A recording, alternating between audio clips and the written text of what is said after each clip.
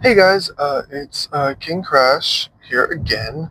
Um, I know I haven't really uploaded like a voice over type of video, but I mean, last couple of days have been pretty busy with like personal family stuff and whatever, and visiting people, and recovering from like working and everything like that. But so today, really quick, I just kind of wanna uh, just chat about whatever.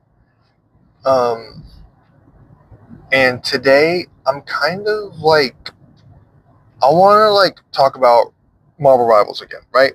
So, but not only like Marvel Rivals, but more importantly, I guess really what it boils down to is like the I guess the symbolism or the more deeper aspects of what Marvel Rivals is and what it kind of represents. Because a lot of people obviously we've been comparing Marvel Rivals to Overwatch 2, right? Like everybody's been doing that. It's been doing that. We've been doing that since the beginning, everything like that.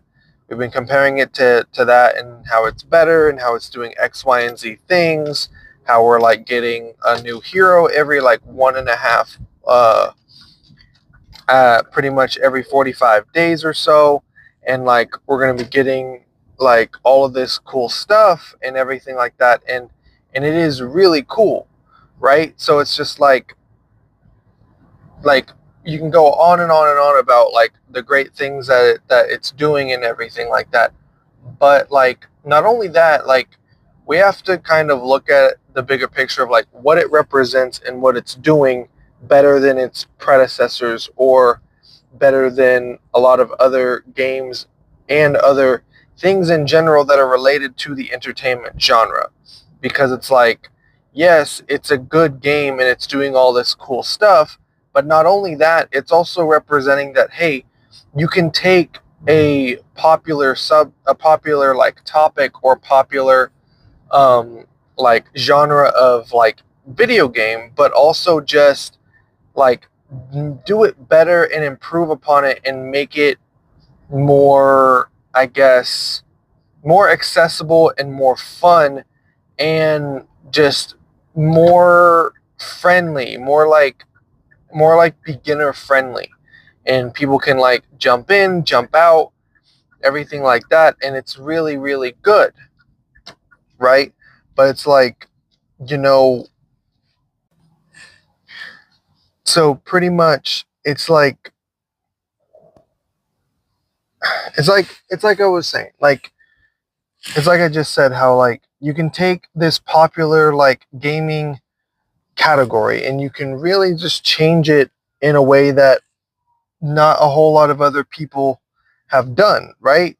Because like pretty much how Fortnite was the first game to kind of blow out of the whole like battle royale scene, because you had like PUBG, you had H1Z1, you had the Calling, you had like all these other like battle royale, like winner take all type of games, and we all remember how like Fortnite's battle royale mode wasn't even supposed to be a permanent mode. It was actually just supposed to be like a. It wasn't supposed to be its own standalone thing. It was just supposed to be like a little like, hey, this is just like here for a little like whatever. It's not that important. Blah blah blah. The real important thing is playing Save the World, right? Because you're like these four different people, and you're building like bases, you're doing missions, and you're like saving people from zombies and all that other stuff and whatever. But it's like then it graduated, and it grew into like, oh, people really like this battle royale thing. So we'll just, minorly develop the um, whole battle royale thing, but or no, we'll minorly develop the save the world thing and keep that going for people who want to play that, but also we'll focus more of our attention on the battle royale side, because we see that it's getting very popular. So that's kind of what happened. And the same thing is kind of like with, the same thing was kind of like with Overwatch back in the day. People really loved it. They thought it was really cool. It's another Blizzard game. Blizzard was really out there. It was doing really cool stuff. It was, I don't remember what games were coming out that were also like lasting as long as, to see kind of the arrival of Overwatch. But there was a lot of other Blizzard stuff out there that people were playing, and people really enjoyed like what Blizzard had to make and everything like that. But then, like, I don't know, they just kind of slowed down a bunch because they promised a whole lot of things, not a whole lot of them got fulfilled, and now we have, you know, Marvel Rivals, which is basically doing everything that Overwatch was doing, but better.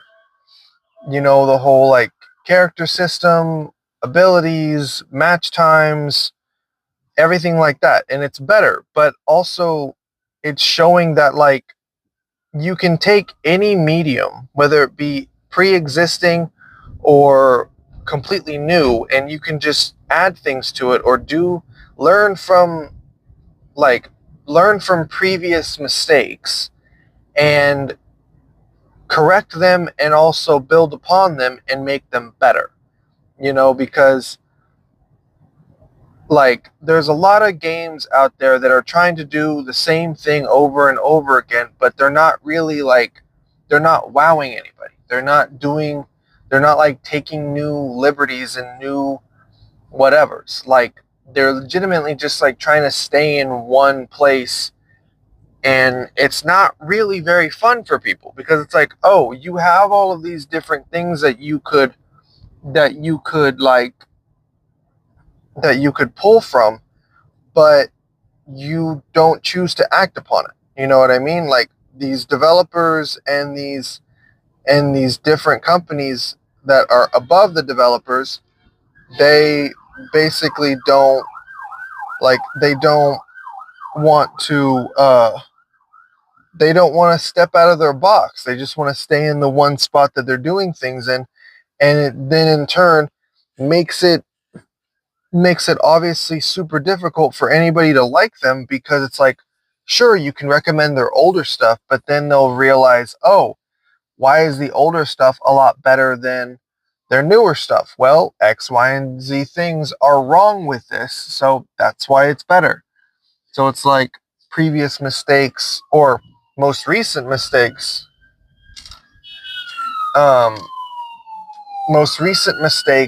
and, actions of things, of companies or developers are affecting the possibility of new players coming into games, because it's like think of how like exciting it was to get like a new Ubisoft game. Think about how exciting it was to get a new, like, I don't know, a new I can't really think of anything else except Ubisoft is the only thing on my mind right now.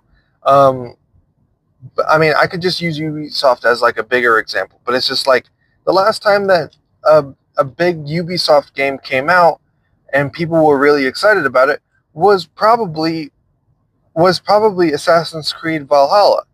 And even then, like, not a whole lot of people were like, and sure, it was like super successful and it was really good. And like, I mean, not for me personally. I wasn't really a big fan of it, because it's like, as soon as like they went from like more stealthy stuff to like, oh, like, the RPG-esque combat system or whatever, I just didn't really care for it. And of course you can say like, oh, Assassin's Creed Mirage was really good, but it's like, that was a one-off. Like, there was some article or some news report or something like that, game report, that was just like, oh, like they don't plan that was just like a one-off that had to do with like this thing, and that's about it. Like I don't know if they plan to go forward trying to make every other Assassin's Creed game as close as they did before, or at least trying to add new things to it. Because I remember not a whole lot of people were super excited about the fact that, you know, the main character of Mirage could have these abilities where basically you could like basically flashpoint or flash teleport to like every like enemy in a vicinity and like one by one just like assassinate them really fast or whatever, because people didn't like how that took away from like the realistic aspect of it. But it's like it's not realistic because it's historical places and facts and historical things that are being like twisted around and all this other stuff. But I mean, like, that's why this whole thing about Assassin's Creed Shadows is also a big thing, because of like not only having to do with um, Yasuke, but like the whole thing is just like, I don't like, it's not going back to basics. It's still some of the more like RPG-esque stuff, which I know that, you know, has an audience for it in Assassin's Creed in general, but it's just like, I don't know, it's like there's just a lot of things that could be different, or a lot of things that could be changed for the better, but they're not. But it's like you have Marvel Rivals coming in and showing that, hey, you don't have to be the same as everybody else, because they could have easily tried to do the same thing that Overwatch did, and like, oh, they have a role queue, oh, they have this, oh, they have that, they have X, Y, and Z thing. But it's like that wouldn't have wowed anybody. That wouldn't have made it good. That would have just made it like, I don't know, less, it would have just made it less fun. But now it's just like, oh, there is no role queue. You can basically have any semblance of characters you want on a team. It just matters if you pick them first or lock them in first. And that's all that matters. Which, you know, some people are like, oh, you need to have, like, you can't be having, like, these amount of characters in a team or whatever. It's like I see so many YouTube shorts of, like, people, like, reacting to, like, teams and stuff and being like, yeah, that's not going to win or whatever. And truthfully speaking, it just depends on the team that's playing the characters. Because if you have, like, because depending on the type of characters you have, or the type of people that you have on your team, if obviously good teamwork is either a very one-off process where it's just like, oh, you get lucky because your teammates are good, or you do it with hard work of like, oh, we've played these characters, we can work around what our teammates are doing and the strategies that we have, because that's all that matters. So you can have a team of like of a whole bunch of DPS characters and like only like one healer and whatever, because some DPS type of characters have their own type of healing. It's not super efficient, but like some of them can like survive on their own depending on the abilities that they have. Because if you use your abilities in the correct way, you can actually survive a whole lot of things, you know? So it's like not every healer has to do one certain thing and only be a healer. That's why you have MVPs of like people playing Jeff, because he got so many kills, but also so many heals because he's just that good. But it's just like, you know, like why? But to get to the point is just basically like right now in this current gaming like space, there's just so many games that are trying to like not break the mold of like what they're stuck in, when we want like better, we want experiences from like new things, but we can also have that stuff with new ideas too. Like we haven't gotten like a Sly Cooper new installment. I mean, we got a Ratchet and Clank one, but I mean, and there's even a gun in there.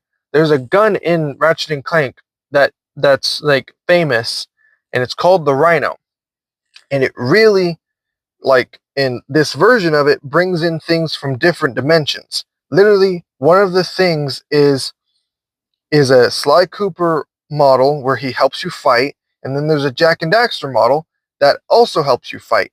And there's some other like PlayStation games that also get added in there too. But it's like we haven't gotten a new Jack and Daxter, we haven't gotten a new Sly Cooper, we've barely even gotten a new Ratchet and Clank, and and that was really good. But it's like we did get a new God of War, we did get a new God of War game, two in fact, and and we're very excited for what could be coming next and everything like that, if there is going to be something next. We haven't gotten like a Bloodborne 2 or any update on that, even though you put it in your videos, so you put it in your trailer for 30th anniversary for PlayStation, so you know what's happening, you know what people enjoy. But it's like you have this wealth of ideas and like subjects and categories of games and mascots that you could easily pull from and just make cool stuff, and like you could make new experiences for new players and old players who want to come back. So it's like, I don't know, like that's just been on my mind lately of like I want to see more games bring in old stuff, but like turn it on its head, make it better, and build upon it. Like the Spyro Reignited trilogy, the the Crash Bandicoot like Insane trilogy, where it literally like they remastered and made the games better and also added new things to them. Also, the Crash Nitro Fueled racing game, where it took the team racing and a bunch of other different features from different racing games of Crash and just made them.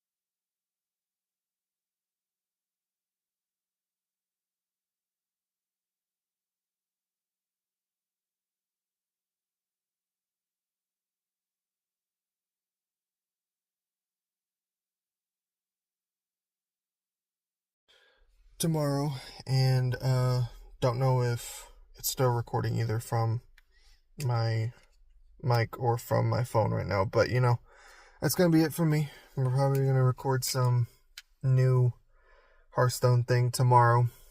I saved up some packs, so I might open those first and then see what happens. But anyways, I'll talk to you guys later. Y'all have a good night, good evening, good day. Hope everything is productive, and hope you feel good about everything that you are accomplishing. And that's about it. See ya.